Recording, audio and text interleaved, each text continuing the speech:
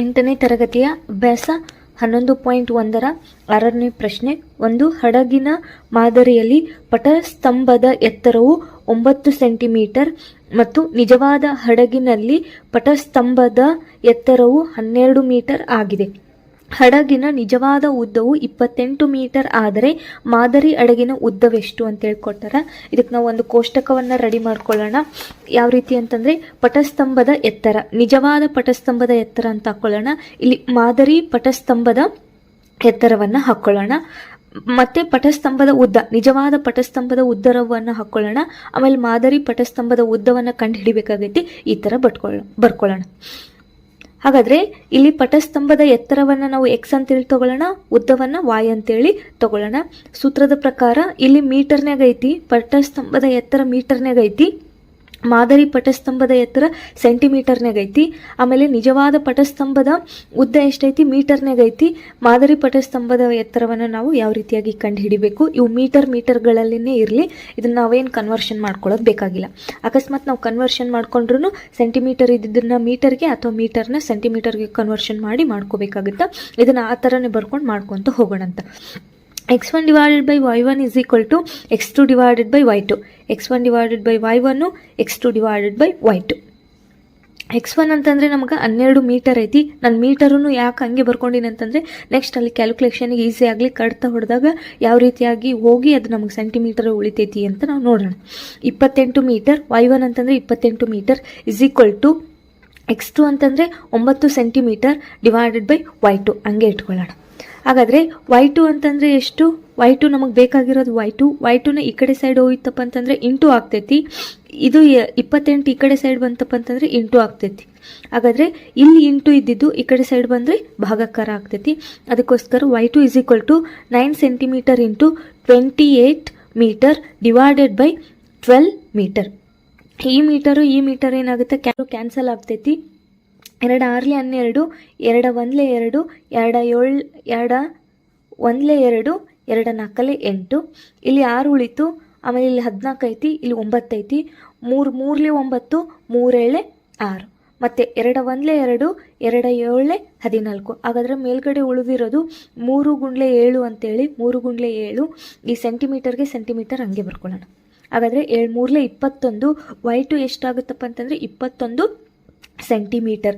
ಮಾದರಿ ಪಟಸ್ತಂಭದ ಉದ್ದ ಎಷ್ಟಪ್ಪ ಅಂತಂದರೆ ನಮಗೆ 21 ಸೆಂಟಿಮೀಟರ್. 8ನೇ ತರಗತಿಯ ಅಭ್ಯಾಸ 11.1ರ 7ನೇ ಪ್ರಶ್ನೆ.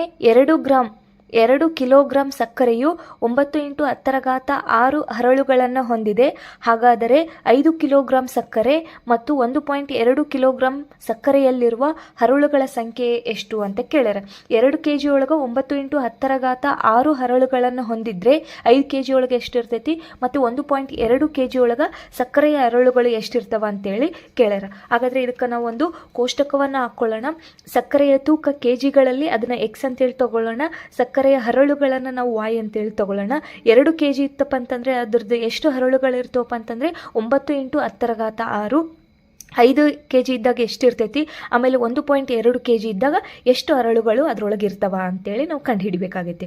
ಸಕ್ಕರೆಯ ತೂಕವನ್ನು ನಾವು ಎಕ್ಸ್ ಅಂತೇಳಿ ತಗೊಳ್ಳೋಣ. ಸಕ್ಕರೆಯ ಹರಳುಗಳ ಸಂಖ್ಯೆಯನ್ನು ನಾವು y ಅಂತೇಳಿ ತಗೊಳ್ಳೋಣ. ಇದು ನೇರ ಅನುಪಾತದ ಪ್ರಕಾರ x1 divided by y1 is equal to x2 divided by y2.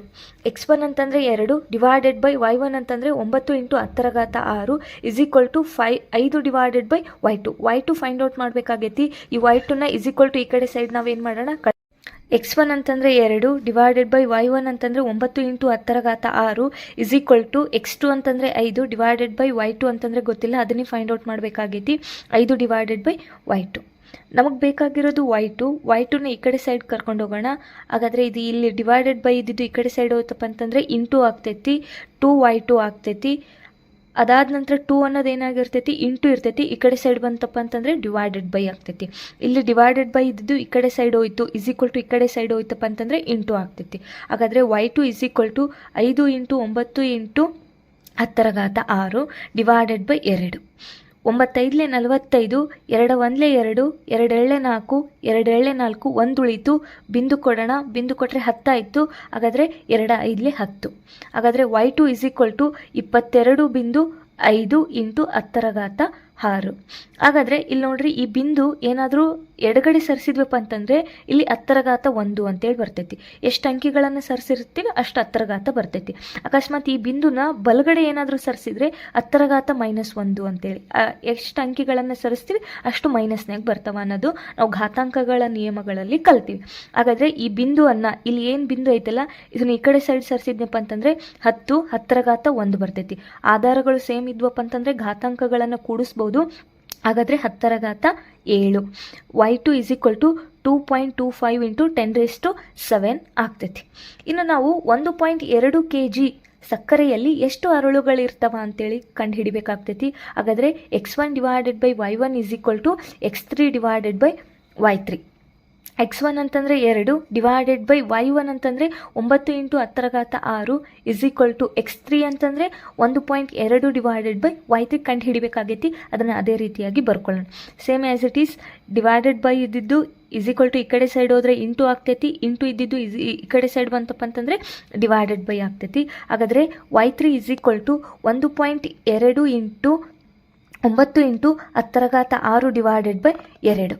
ಹಾಗಾದರೆ ಇದನ್ನು ನಾವು ಯಾವ ರೀತಿ ಬರಿಬೋದು? 1.2 ಈ ಕಡೆ ಈ ಬಿಂದುನ ನಾನು ಏನು ಮಾಡಕತ್ತೀನಿ, 2ರ ಬಾಜು ಸರ್ಸಕತ್ತೀನಿ. ಹಾಗಾದರೆ ಇದೇನಾಗುತ್ತೆ? 10⁻−1 ಆಗ್ತೈತಿ. 12 × 9 × 10⁻−1 × 10⁻6. ಘಾತಾಂಕಗಳ ನಿಯಮದ ಪ್ರಕಾರ ಆಧಾರಗಳು ಸೇಮ್ ಇದ್ವಪ್ಪ ಅಂತಂದರೆ ಘಾತಾಂಕಗಳನ್ನು ಕೂಡಿಸ್ಬೋದು. ಹಾಗಾದರೆ 2 × 1 2, 2 6 12, 6 × 9 × 10⁻6−1, 9 6 54 × 10⁻5. ಹಾಗಾದರೆ ಇಲ್ಲಿ ಈ ಬಿಂದುವನ್ನು ಈ ಕಡೆ ಸರಿಸೋಣ. ಹಾಗಾದರೆ 5.4 × 10⁻6.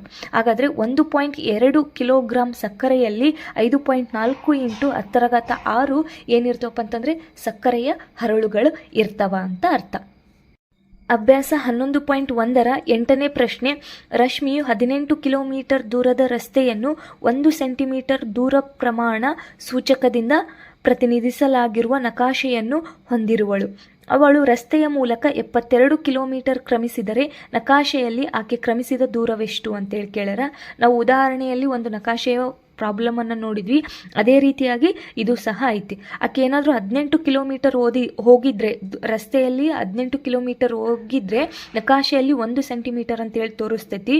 ಅವಳು ರಸ್ತೆಯಲ್ಲಿ 72 ಕಿಲೋಮೀಟರ್ ಹೋಗಿದ್ರೆ ನಕ್ಷೆಯಲ್ಲಿ ಎಷ್ಟು ತೋರಿಸ್ತೈತಿ, ನಕಾಶೆಯಲ್ಲಿ ಎಷ್ಟು ತೋರಿಸ್ತೈತಿ ಅಂತೇಳಿ ಇದನ್ನು ಯಾವ ರೀತಿಯಾಗಿ ಮಾಡೋದು ಅಂತ ನಾವು ನೋಡೋಣ.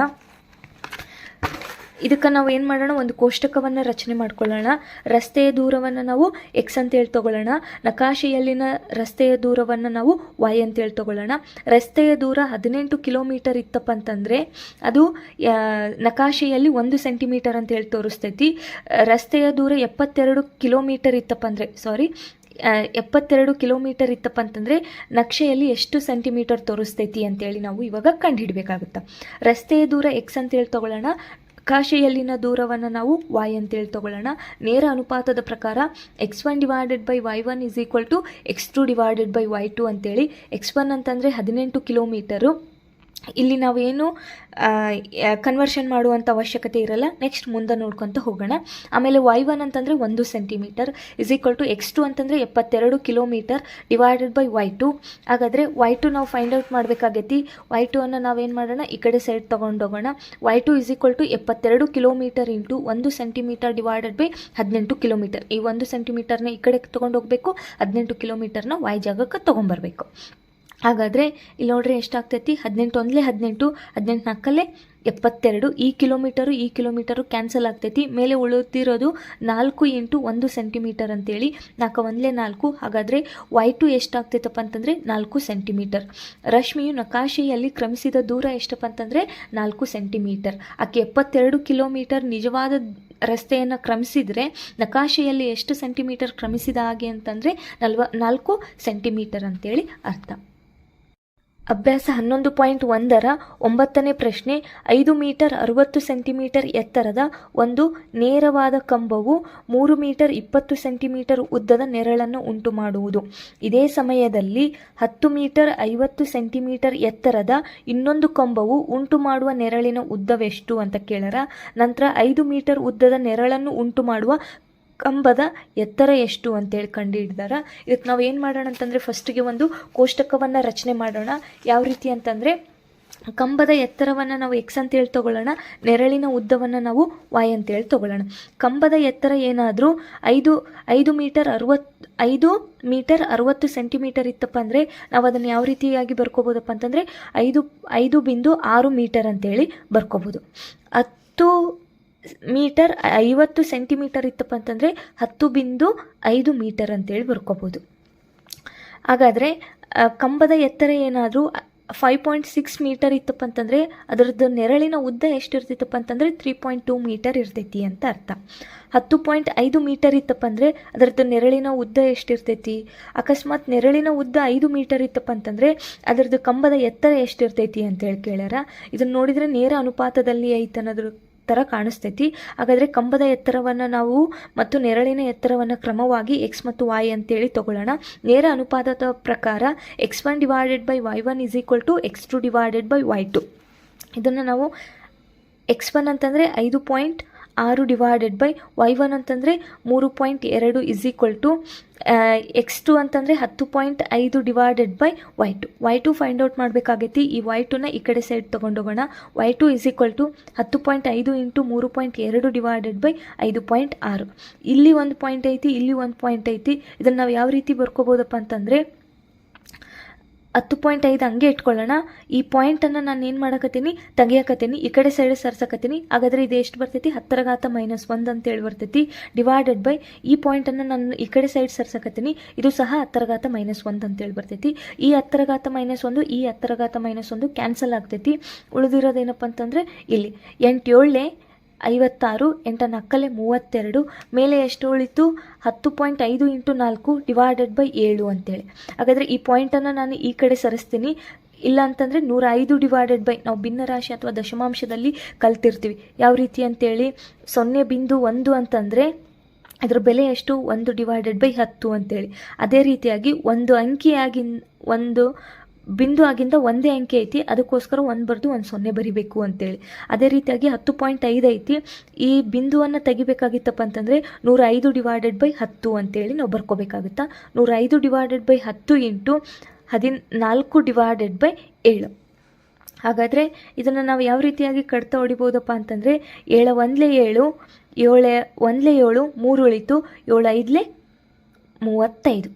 ನಂತರ 5 7 10, 5 3 15, 2 1 2, 2 2 4. ಉಳಿದಿರೋದೆಷ್ಟು ಮೇಲ್ಗಡೆ 3, ಮತ್ತು ಇಲ್ಲೇ ಉಳಿದಿರೋದು 2, 3 ಗುಂಡ್ಲೆ 2. ಹಾಗಾದರೆ y2 6 ಮೀಟರ್.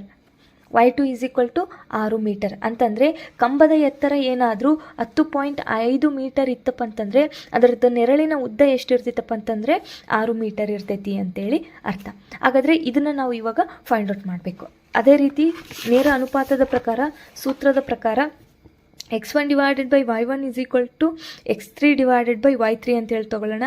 ಸೇಮ್ ಇಲ್ಲಿ ಹಿಂದಿನ ಲೆಕ್ಕದಲ್ಲಿ ಯಾವ ರೀತಿ ಮಾಡಿದ್ವಲ್ಲ ಅದೇ ರೀತಿಯಾಗಿ ನಾವು ಇವಾಗ ಫೈಂಡ್ ಔಟ್ ಮಾಡಬೇಕಾಗಿರೋದು, ನಮಗೆ ಪ್ರತಿ ಸಾರಿ y2 ಅಥವಾ ಈ ಥರ ಫೈಂಡ್ ಔಟ್ ಮಾಡ್ತಿದ್ವಿ. ಇಲ್ಲಿ ಏನು ಕೊಟ್ಬಿಟ್ಟಾರ, ನಮ್ಗೆ ಆಲ್ರೆಡಿ y2 ಅಥವಾ y3 ಕೊಟ್ಟಾರ.